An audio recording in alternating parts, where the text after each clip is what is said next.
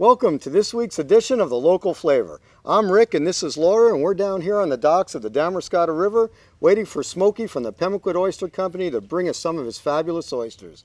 We're going to take them back to the kitchen and make three great dishes for you. The first one's going to be an oyster on the half shell with jalapeno relish, tempura fried oysters with red chili sauce, and a barbecued oyster with cilantro lime sauce. And man, it's good. They're going to be fabulous. It sounds delicious. And I will pair those with three great wines. Let's go find Smokey. All right, let's go.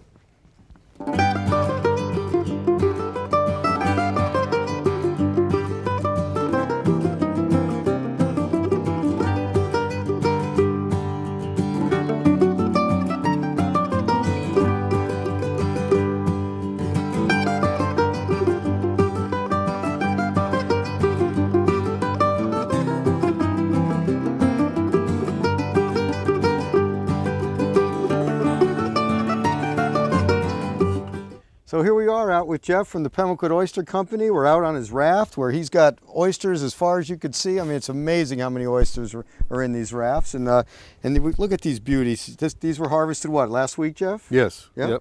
And you were up the river harvesting today. Yep. Tell us a bit about that. Sure. The farm is about 8 miles upriver, about a mile below the village of Damariscotta. And you can see us out in the boat if you look out your back window from the restaurant. I've seen you out there many times. Yeah. Hopefully you're working as hard as I am. Yeah. Oh, yeah.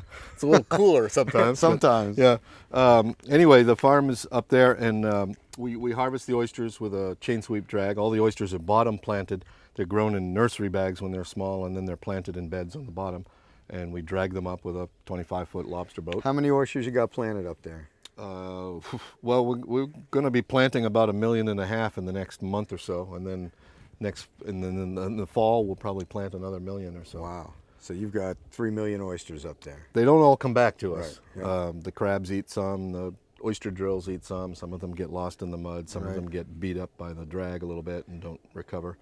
But we bring them down here to purge them, to get the mud out of the inside of the oyster, make the liquor of the oyster a little sweeter because the water's cleaner down here, it's saltier, it's colder in the summertime, which inhibits them from wanting to spawn. Right. And we hold them here for a week, and they're all washed, counted, graded, and ready to go. So to market. speaking of grading, we have you have 3 different grades here. You have the small ones, which you call cocktails, and then the most prized possession, I assume, would be the select, and then these jumbo guys, which are just crazy big. So so you were telling me how old these things are. These are a couple of years old. Yeah, usually somewhere between 1.5 years and 3 years old, the earliest ones. And these have been in the water. Those are the ones that get left behind when we're dragging. We don't harvest every last oyster, so then when we replant the bed and harvest that bed again, we pick up some of the ones that were left behind. Right, and that can happen for 2 or 3 cycles, too. Right. So what do you think? So how that old's one this was one? bottom planted at that size, and it grew a year, another year, another year, another year, another year. So that's a good 5-year-old oyster right there. Wow, very good. We sell a lot of these jumbos, so that's been a real hit. So I'm glad you can't harvest them all. I'm glad you figured out a way to serve them. Well, we've worked hard together to make that happen. So that's awesome. So you try to oyster year-round. You have to stop sometimes if the river freezes over, and typically the river will freeze over for a couple of months. But we've also noticed that harvesting on the bed all winter is tough on the oysters because they're not growing at that time, and if they get beat up in the harvesting process, they don't heal. In the summertime, they're growing a fine edge, and if they get chipped, they'll grow the edge back. Even down here, they'll recover. They'll continue to grow in these beds, in these rafts here. Yeah. Well, awesome. Well, that's great. Well, Jeff, I appreciate you sharing some time with us, and we're looking forward to taking a bunch of these back to the kitchen and making some great stuff with it. I'm sure you will. Thanks, Jeff. Thanks, Larry. Welcome back to The Local Flavor. Rick is going to show us how to shuck some oysters. All right, well, we've got some beautiful oysters here, Laura. These came right out of the Damariscotta River. These are the Pemaquid oysters, and they are as good as you can get. Ah, yum. Beautiful, aren't they? So when we get these in, we get them, lots of times they have a little mud here in the hinge, and they're dirty, and we scrub them up with a scrub brush and spray out that mud, so when you shuck them, you don't get that inside the oyster. So you want to make sure you do that first. Perfect. And if you're going to shuck an oyster, you got to have an oyster knife. This is the one I like the best. It's got a little curve on it, which helps give some pressure some leverage when you're opening the oyster. There are other kinds of knives, this kind, that are straight, People like that one a lot, but Okay. this seems to be my favorite. So when you're going to shuck an oyster, you got to protect your hand because you might slip and shove that knife into your finger, and then you got a real problem. Great. So I use a towel. Some people use a chain link glove, but I don't have one, so I use a towel. So I Like a knight. Right, so I cover that up so I can get some leverage on it. We force this knife down into the hinge just enough so it's solid, and then we press down on pressure down on it and pop that Alright. open. Pretty simple. Wow. We use the knife to run over the top to scrape that oyster off the top of the shell, and there's all that beautiful juice Wow. and gorgeous oyster. Yum. It's still attached to the bottom by this little piece, so we scrape that off and flip it over. Okay. Presents itself a little better because we cut the top and the bottom's nice and fresh. Okay. So that's how you shuck an oyster. All You right. want to give one a try? I would love to. I'm sure you could do it. Never done it before, I'm but sure you're capable. okay. All right, we'll try so, this one. This is, a nice small one. It'll probably open real easy. All for right, you. all right. The junior size. So just get that right down in there and press down on the shell, and there you go. Look at that. All right. That was pretty easy. It was actually a lot All right. easier than I had anticipated. So now just scrape okay, it off scrape the top of the scrape shell. the top. Yeah. Don't want to butcher it. And then just kind of pull it. Oh, maybe not. Do a little more scraping and you'll get There. it. Oh, okay. There Okay. You go. All right. Yep. Just remove it completely and Okay. All right. loosen Now I it just off the bottom the shell muscle and you're right good here. to go. Yep. Okay. Give it a flip. Absolutely. Yep. That's not very Not too bad. attractive. It'll- Not too bad. It'll Okay. still taste really good. Don't worry Perfect. about Well, it. you're very gracious. All right. Thank you. All right. So we're gonna eat some oysters. Sounds great. What should we do with these delicious Well, I was beauties? thinking we'd make a jalapeno relish. That's one of my favorite things on an oyster. It's sweet, it's spicy, and the saltiness of the oyster goes really well with it. Sounds delicious. All right, Let's all do right. it. Well, Great. beautiful. So we'll just move these out of the way. So Trying to make myself useful here.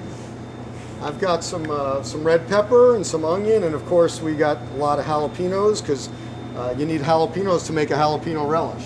Sure do. So we'll cut some of these open, and I'm just going to process these all in the food processor Okay. and grind them all up, put them all together in a pot, some cider vinegar and some sugar, and we're good to go. Oh, great. Now, do you keep the seeds in, or do you try to seed them? I remove the seeds for this. Okay. Most things we remove the seeds from the jalapeno just because you don't want to get these stuck in your teeth. You can give it a little scrape with a spoon like that.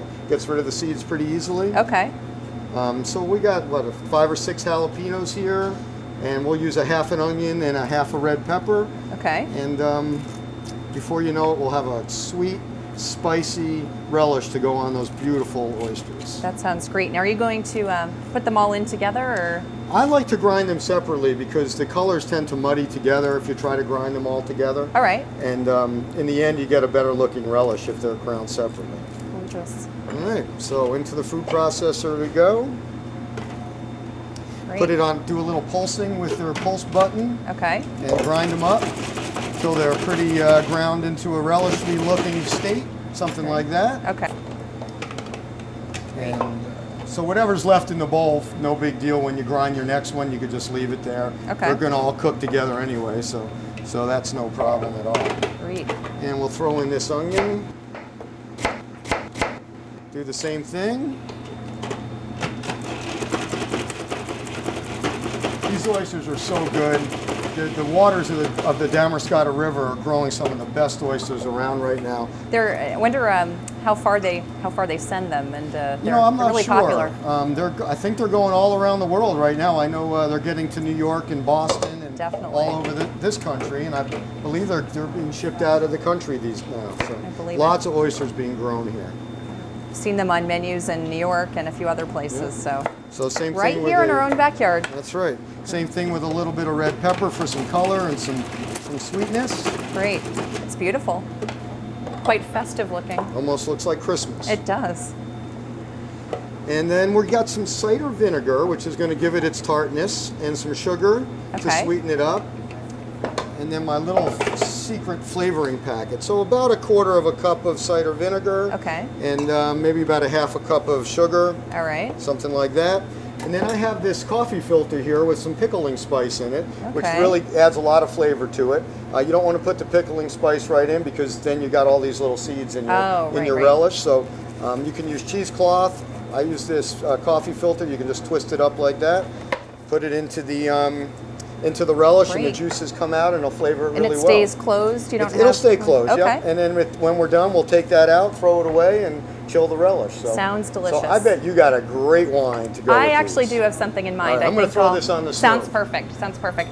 I was thinking this Chateau du Claret Muscadet Sèvres et Maine. Muscadet is the grape, or the Melon de Bourgogne.